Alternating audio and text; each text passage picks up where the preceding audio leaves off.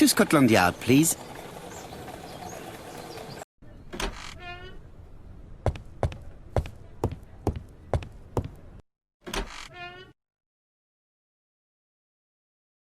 What do you want from me?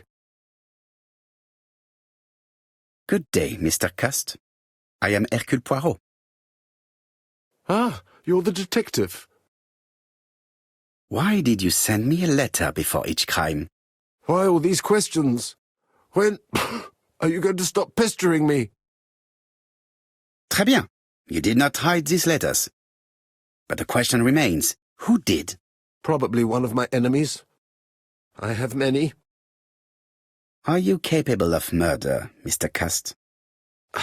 All these questions are giving me a headache.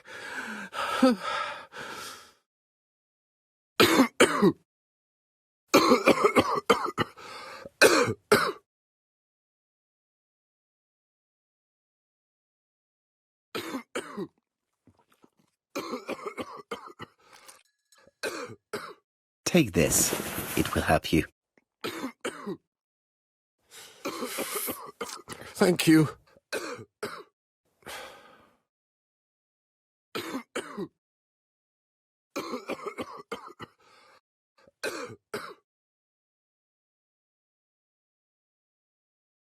Oh, good God, my shirt is covered in blood again.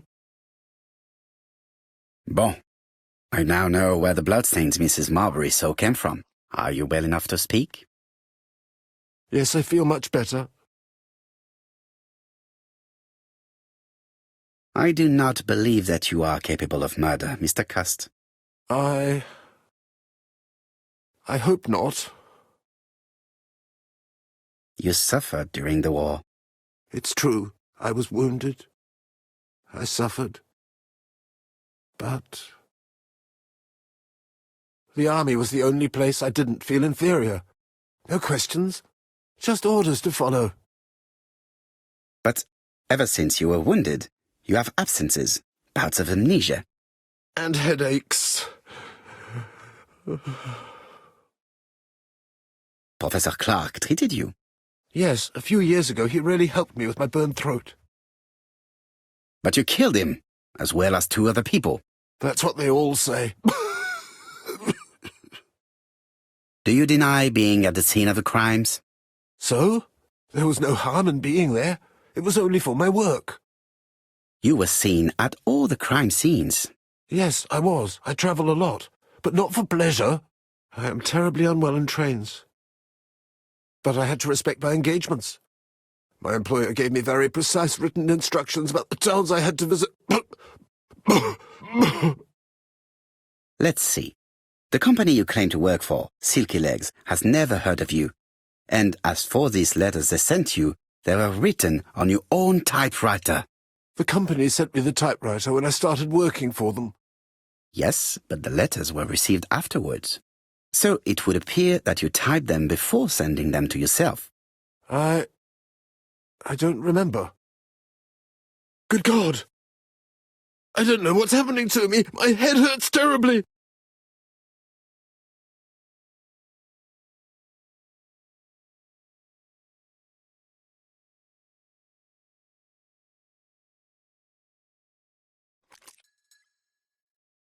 Take this.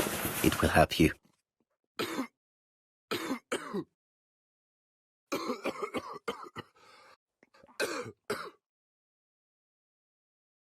Oh, I think I'll be fine. Let us see, Cust. Look at me. You know very well that you committed these murders? Yes, I know. But I'm not wrong in saying that you do not know why you committed them. No, I don't.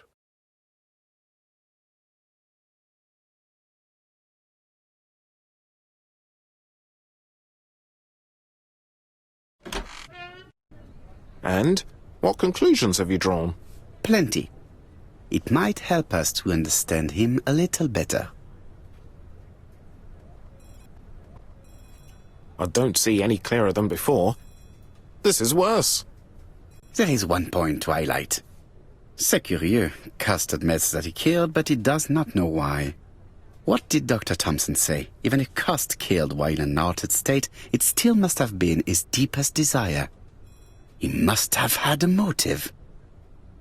Let's keep it simple. Never mind his motive. He confessed. But you see, he can confess to anything and everything. He denied the murders and then he confessed to them. He confirmed that he never typed the letters, then with great ease, I managed to get him say quite the opposite. Come on, he behaved like a guilty man. He lied to his landlady. Because deep down he believes himself guilty. From the papers he noticed that he had always been at the scene of the crimes. He must think that he killed and then simply forgot what he had done. How can you be so sure? Let us look at his psychological profile. You will understand my point of view. You see? Cust's character is quite the opposite of the murderer's. But if he's a madman, can we really talk about his character? You know very well that our murderer does not behave like a psychopath. Apart from the signature, there is no ritual or repetition in the choice of victims. Very well, you're right as always. So we have no confession, no culprit, no suspects, nothing. And all that after 2 months of inquiry? What should I do? Have faith. Just give me 24 hours.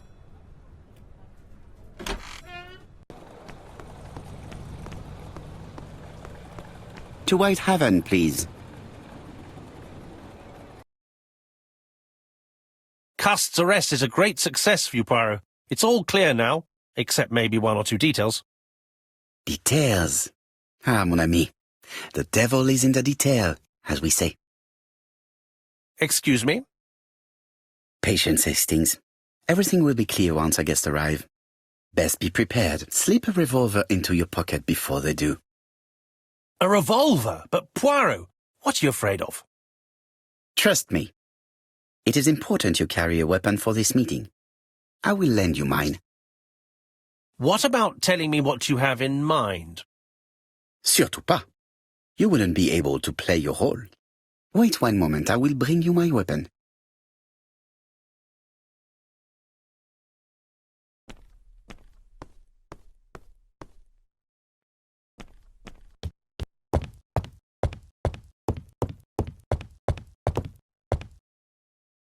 The white ammunition are blank cartridges.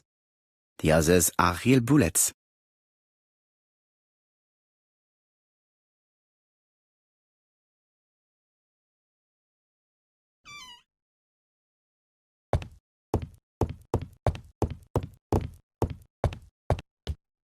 What about telling me what you have in mind? Surtout pas. You wouldn't be able to play your role. Wait 1 moment, I will bring you my weapon.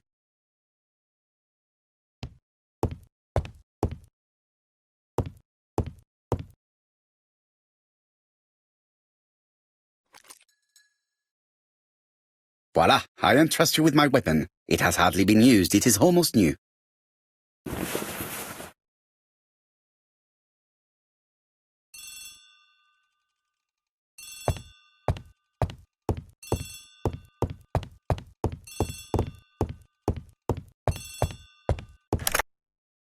Chief Inspector, is that you? Yes. Sorry, but we haven't found anything. Have you checked the typewriter?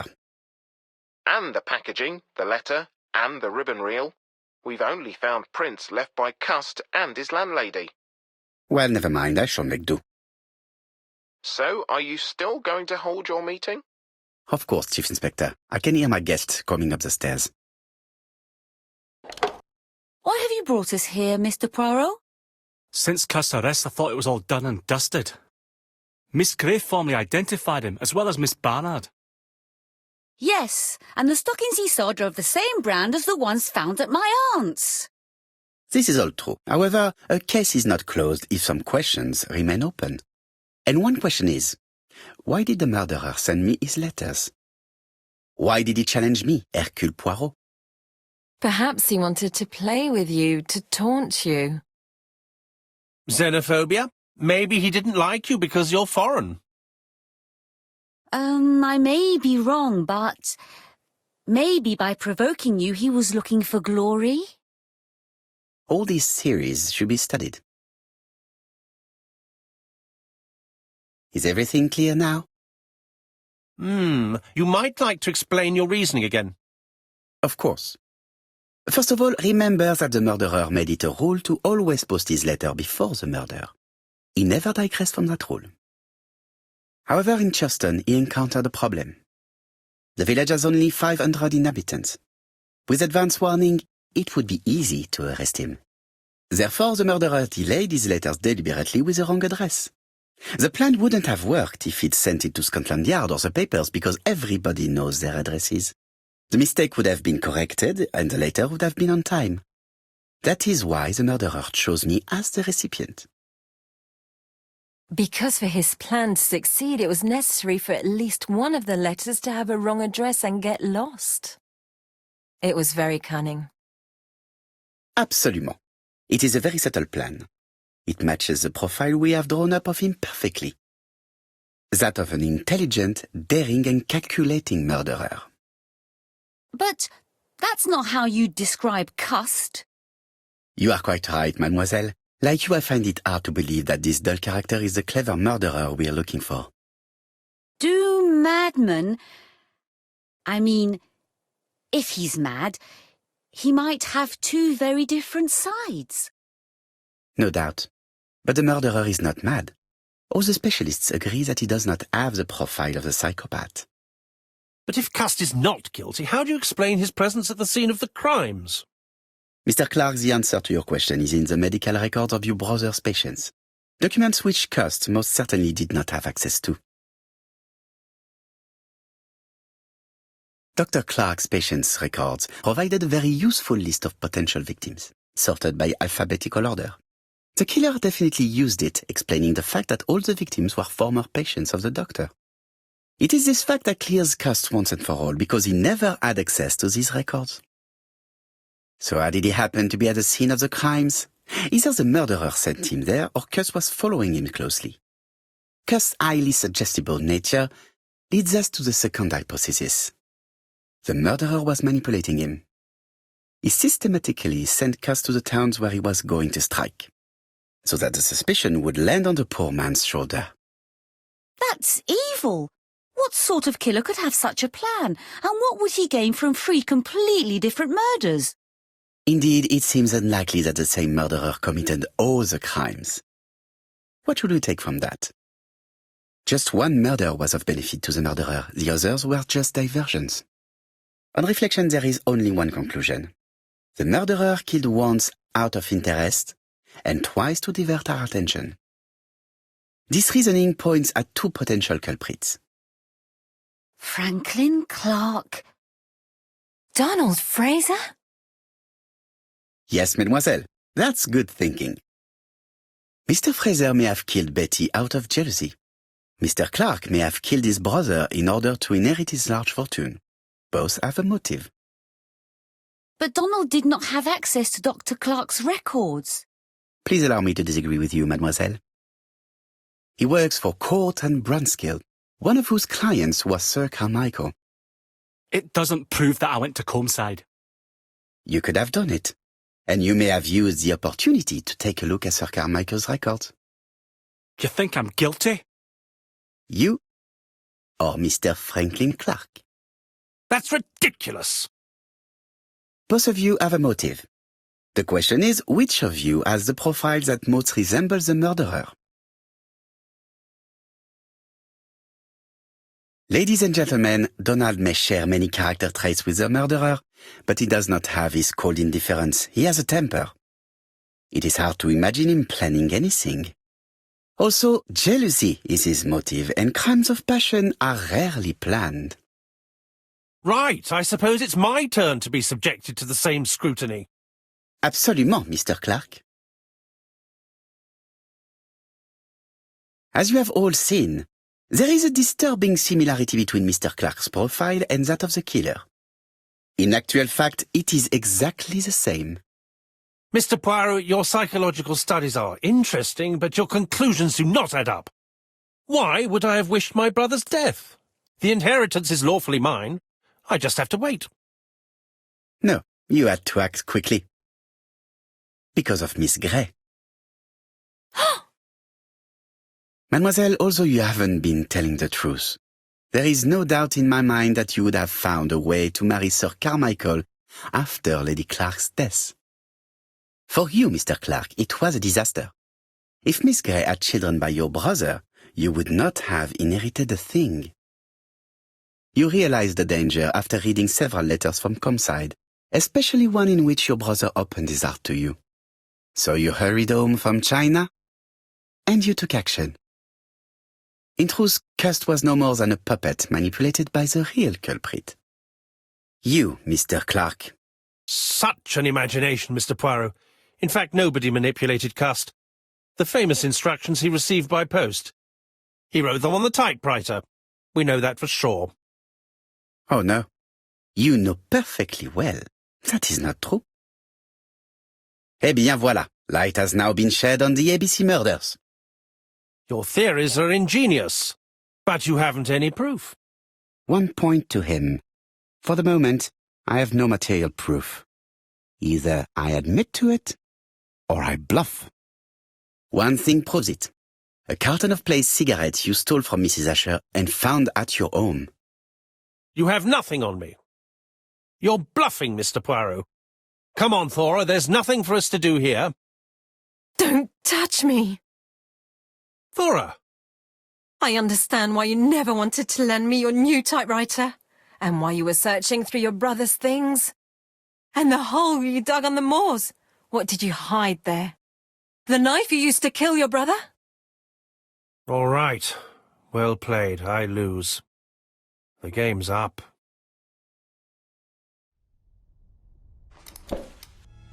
Don't come near me! I'll never let you take me, Mr. Poirot.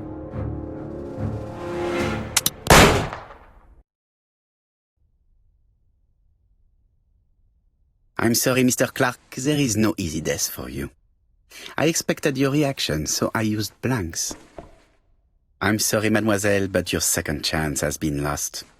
Franklin Clark will never inherit his brother's fortune.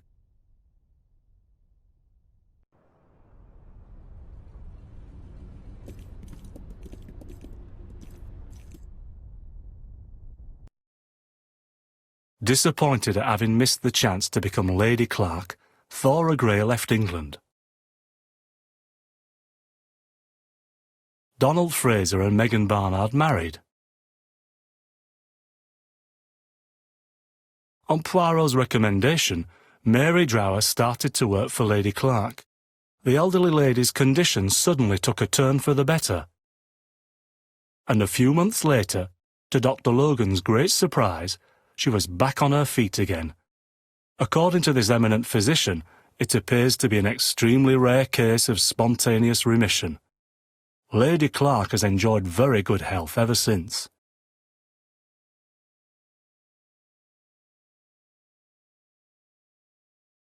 Journal of an Innocent.